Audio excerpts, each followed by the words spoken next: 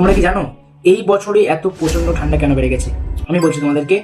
তো বিশ্বের আবহাওয়ার একটি গুরুত্বপূর্ণ দিক নির্ভর করে প্রশান্ত মহাসাগরের জলবায়ু অঞ্চল থেকে, এবং এইখানেই দেখা যায় লালিনা বলে একটি ঘটনা। আমি বলছি লালিনাটা কি। এটি স্পেনীয় শব্দ, যার অর্থ হচ্ছে ক্ষুদ্র বালিকা বা দ্য লিটল গার্ল। দক্ষিণ আমেরিকার নিরক্ষীয় পূর্ব প্রশান্ত মহাসাগরে উত্তরমুখী দুটি স্রোত, একটি হচ্ছে পেরু এবং অন্যটি হচ্ছে হামবোল্ট। এই দুটি অতি শীতল সমুদ্র স্রোতের কারণেই বিশ্বের আবহাওয়ার পরিবর্তন ঘটে এবং ঠান্ডা প্রচন্ড বেড়ে যায়। একেই মূলত লালিনা বলে।